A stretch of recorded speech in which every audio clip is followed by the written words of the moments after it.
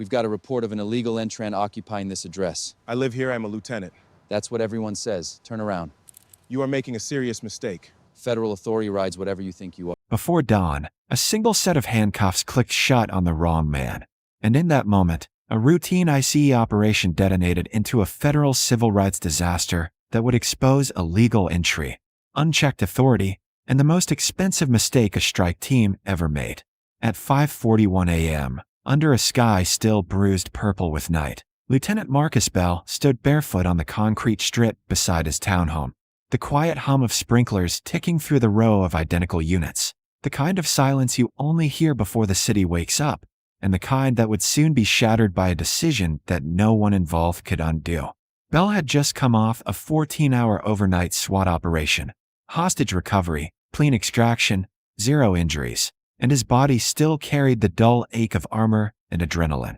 He was off duty, wearing gym shorts and a faded departmental hoodie, moving slowly, deliberately, like a man who knew how to assess space even when he thought nothing was happening. His unmarked city-issued SUV sat at the curb, municipal plates visible, tactical equipment case in the rear seat, and a badge clipped inside the center console where it always was. He had stepped outside only to grab a gear bag he'd forgotten. One small mistake after a long night, when an unmarked black SUV rolled into the narrow access lane without headlights, tires crunching softly on gravel, engine idling low. 2 men exited almost in unison, all of tactical vests, SE stitched across the chest in block letters, posture rigid with the confidence of people used to compliance. No knock, no announcement. One angled toward the front door, the other locked eyes with Bell immediately. "Sir," hands where I could see them. "Step back from the residence." The words weren't shouted, but they carried authority sharpened by assumption. Bell froze, instinctively reading body language the way 21 years in law enforcement had trained him to do. These weren't nervous agents. These were men who believed they were right before they'd asked a single question. "What's going on?" Bell asked, calm, measured, already scanning for cameras, witnesses, exits. The agent closest to him didn't answer directly. He glanced down at a tablet, swiped once, then looked back up. "We've received information about an illegal entry at this address. You need to step away from the property." Bell felt a familiar tightening in his chest. Not fear, not anger, but recognition. He'd seen this tone in body cam reviews, in depositions, in cases that ended careers.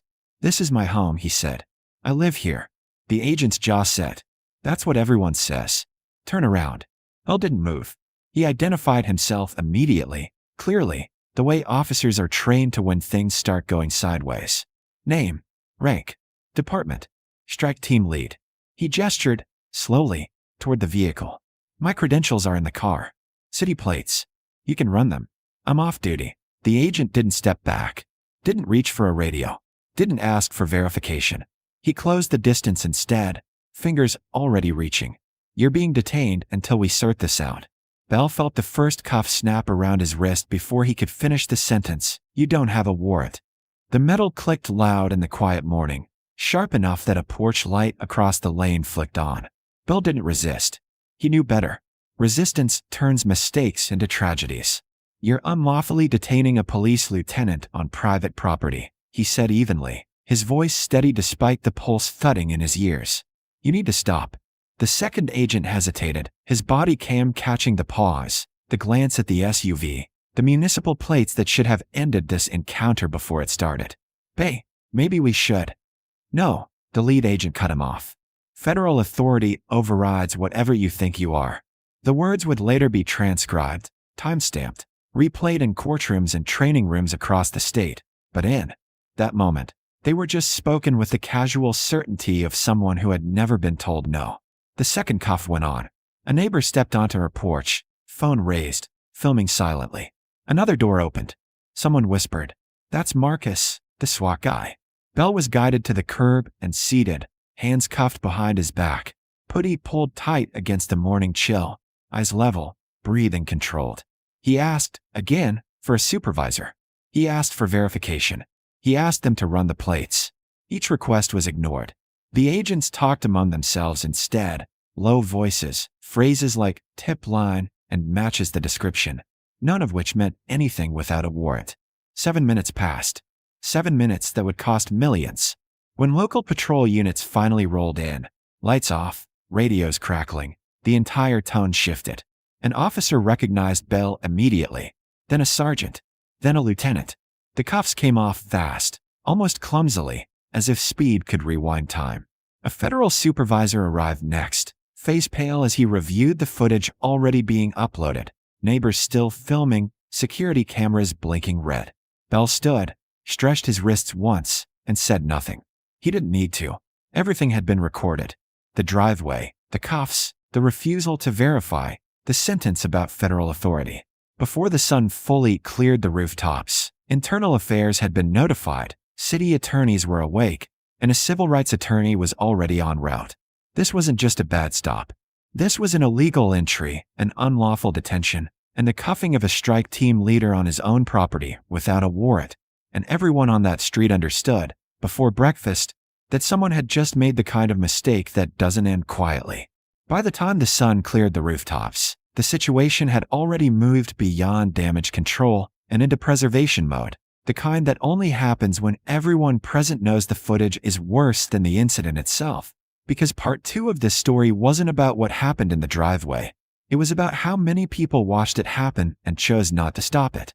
Lieutenant Marcus Bell stood on the curb rubbing the red imprint the cuffs had left on his wrists while the IC agents retreated several steps back, suddenly careful with their words, suddenly aware of cameras they had ignored minutes earlier.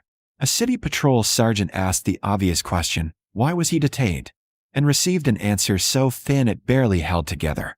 An anonymous tip, an illegal entry, a description that didn't exist anywhere in writing. Bell said nothing at first, letting the agents speak themselves deeper into trouble, his silence louder than argument. His commander arrived next, stepping out of an unmarked sedan still buttoning his jacket, and the moment he saw Bell, the color drained from his face. Why is my strike team lead in cuffs? He asked, already knowing the answer wouldn't make sense. The IC supervisor arrived almost simultaneously, tablet in hand, eyes flicking from Bell to the growing line of phones recording from porches and windows. He asked his agents whether a warrant had been obtained. Neither answered. He asked if identification had been verified. Again, nothing. The supervisor exhaled slowly, the sound picked up clearly by his own body cam, and said the sentence that marked the turning point. We need to stop talking. Preservation orders were issued on the spot.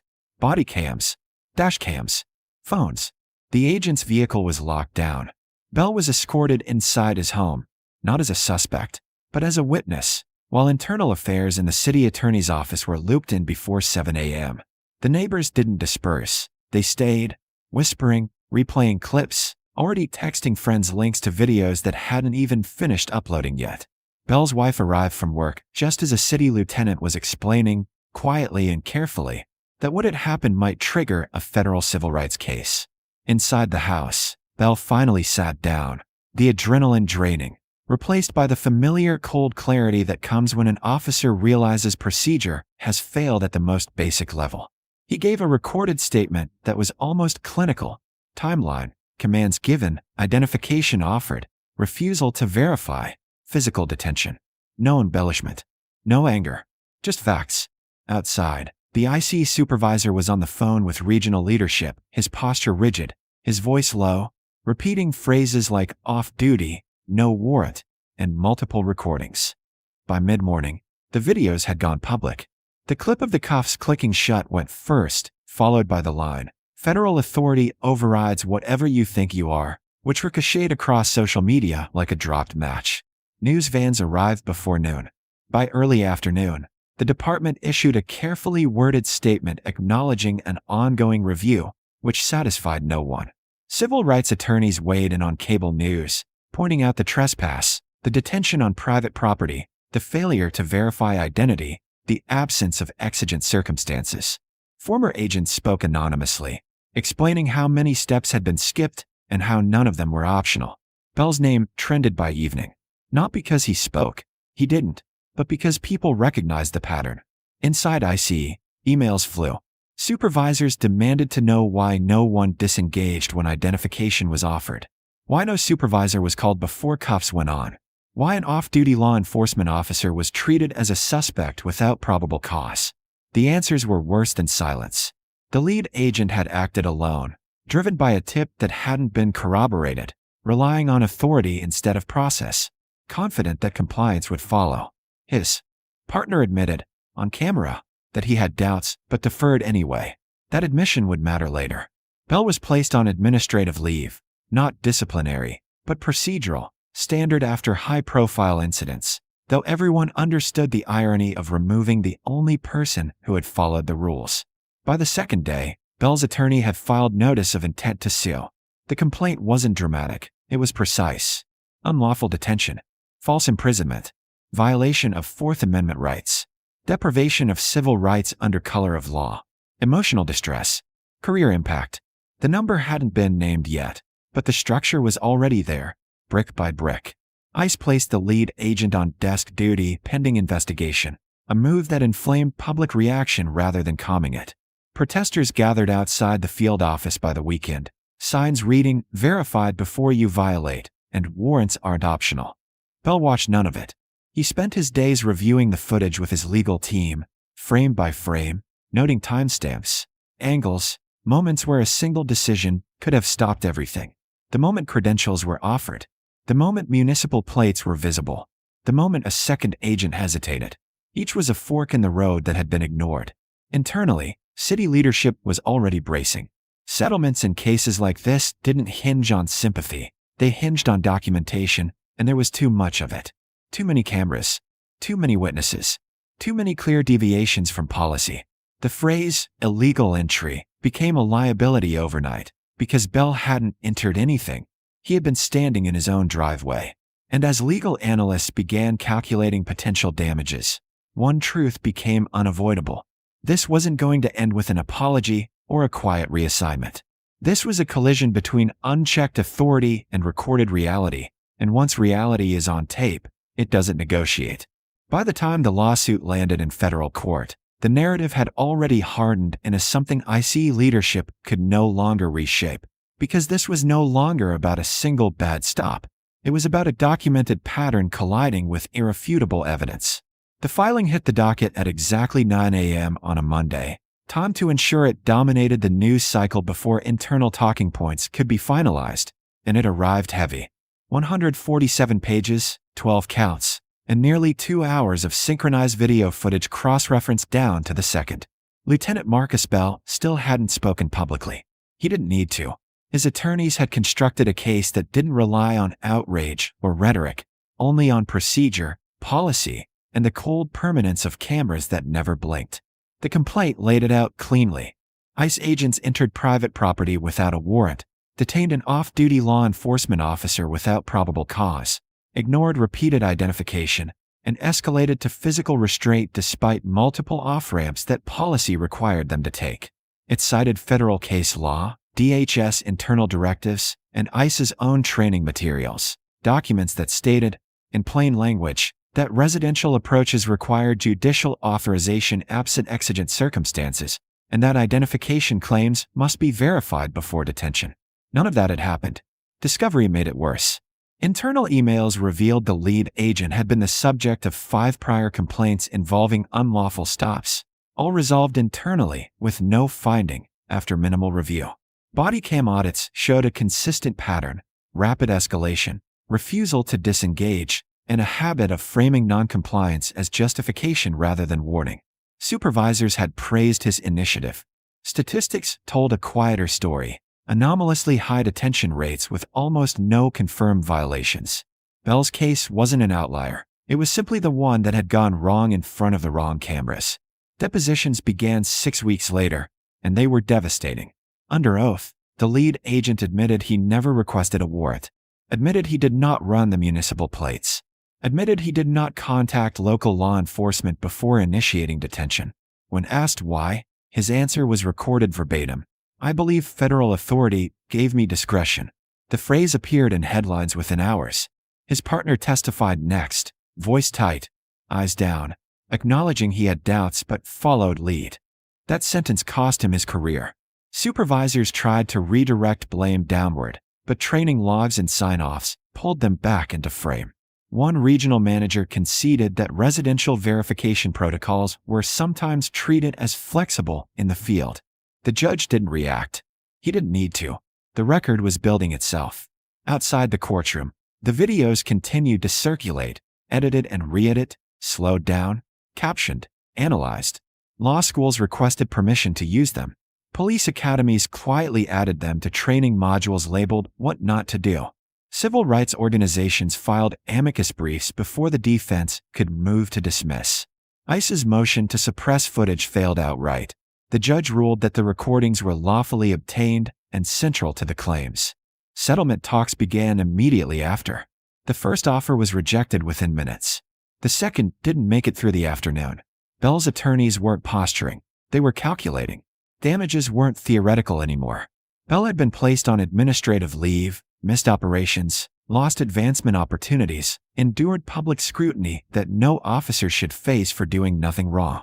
Expert witnesses quantified the psychological impact of unlawful detention by armed agents, the reputational harm within law enforcement circles, the chilling effect on interagency trust. The number climbed fast. ICE's own risk assessment flagged the case as high exposure. Mediation lasted 2 days. On the third morning, a consent decree was drafted alongside the settlement, an implicit admission that money alone wouldn't close this. The final figure, $14.2 million, was approved by DHS before noon.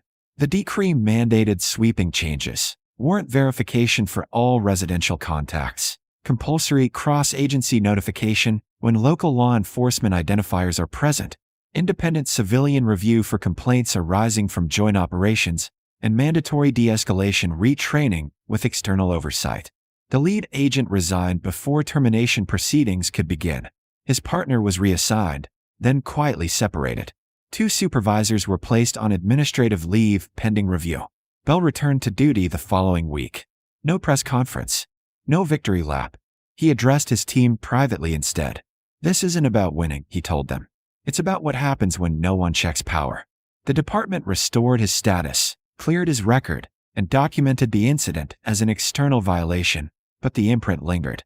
He added a camera to the rear of his property. Not paranoia, practice. At the settlement announcement, Bell finally spoke, just once. He stood beside his attorneys, hands visible, voice steady, and said, "If this can happen to a lieutenant who trains officers on constitutional limits, imagine who it happens to when no one's watching." Then he stepped away. The media filled the silence with analysis. Commentators debated federal overreach, local cooperation, qualified immunity. But among officers, the lesson was simpler and sharper. Authority without verification isn't confidence, it's recklessness. Warrants aren't paperwork, they're boundaries. And cameras don't create accountability. They reveal whether it was ever there to begin with. The driveway where it started looks the same now. Same concrete. Same quiet mornings. The difference is procedural, not physical. Somewhere in a federal database, the case sits labeled and archived, cited in trainings and memos, a reminder written in policy language but paid for in handcuffs. When you skip steps because you assume compliance, the law doesn't bend, it bills you.